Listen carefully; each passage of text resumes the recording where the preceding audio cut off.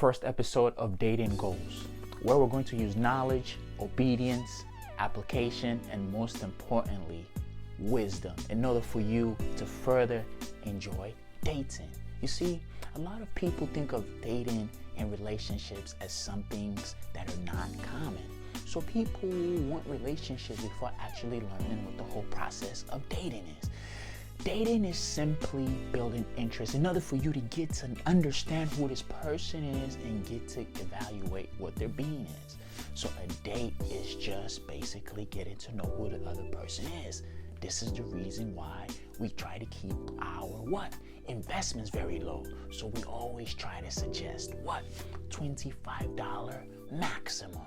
Yes, at a lounge, preferably at a coffee place where you can just chat and get to see if this person is actually who they were on your picture, if this person is who they actually claim to be in person, or if they actually use somebody's face, use somebody's picture, or you were just being catfished. And this is what helps you further build the authenticity, and this helps you understand what dating is, which is simply building interest. See, when we approach a person and we approach a human being, just off the physical attraction, you're most likely a 5. In order for a woman to actually see herself dating you, you have to at least get to an 8. So this is the whole points of dates. So if you go on your first date, you push up to a 6. You go on a second date, you push up to a 7. You go on a third date, you push up to an 8. And then you can start getting your plate sent home. You can start getting an opportunity in order for her to get comfortable with you and build further rapport. This is what the whole purpose of it is. And a lot of people jump into relationships because of the movies and the cinemas and all the propaganda that's all being transformed to us. And this is the reason why a lot of people just feel that I deserve somebody to give me the attention of a relationship. I think I'm ready for a relationship. I think I need somebody to give me attention and validation, without actually understanding what the whole process of dating actually is. Getting to know who you are and getting to know who I am in order for us to find common ground.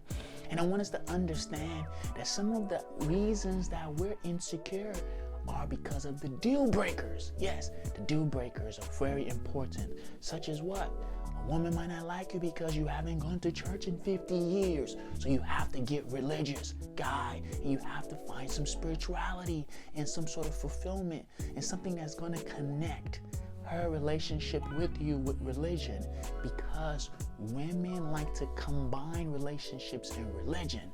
Man, by our nature, like to combine dating and religion, and this is the misconstrued and the misconcept that actually occurs when we receive the eyeball calls. We're thinking of dating and religion. A woman is thinking of religion and probably a relationship out of the partnership that you two just cultivated. So this is the understanding of understanding the opposite sex. In order for you to further cultivate whether she actually has a lot of interest in you or she doesn't have any sort of interest in you. And this is how you gauge both barometers, from the high interest to the low interest. And this is what gives you the understanding of actually having dating goals. So these are the dating goals that actually let you know if you just want to date.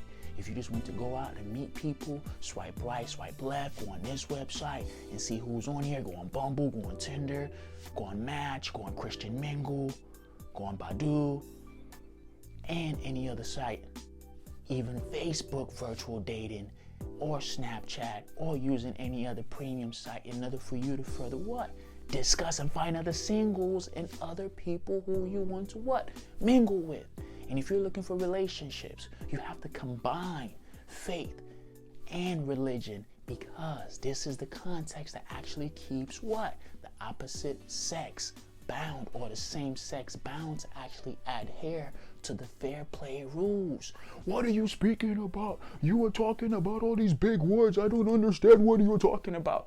I'm basically speaking about the onset of the fact that if there's a fear of a higher power, of a benevolent deity, of a God, of the Most High, and omnipotent. The two people involved in the relationships are bound to play fair because of the faith that's involved and the fact that nobody wants to be judged by the benevolent deity who's actually ruling over both faiths. So this is the understanding of religion and relationships. But if both couples were not religious and they were both atheists, you can just imagine after the breakup, they just both go online and that's it. But if both couples are kind of sort of religious or have any sort of faith, you have the community leaders, you have the preachers, you have the popes, you have the what? You have the bishops, you have the cardinals that actually come into the community and actually try to sanctify the what? The unity that once was bound and now has been disbounded. And this is the understanding of us getting to persevere and understand dating relationships instead of us going out and creating more situationships that we want to get out of.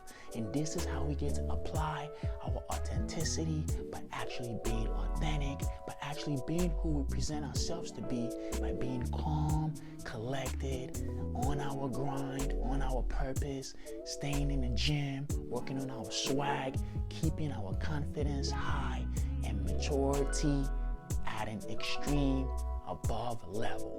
Yes, and the other aspect is us getting to work on our self-improvement, because nothing beats self-improvement and nothing gets done if we don't have any fun. And this is where we get that internal confidence in order for us to go out externally and actually do what? Use our knowledge, apply our obedience, and actually use our understanding and consistently work on our application. And this is what's going to give us the ability to remain authentic. And this is what's going to magnify the charm and the confidence as we're just happy, as we radiate. And this is what's going to give us the expressiveness in order for us to over elaborate about the fact that, hey, I went to the grocery store and the other person in aisle 6 in between what? In between the jumper stand and also what? Goodbye. Stay tuned and I'm going to say more. Goodbye. Stay tuned.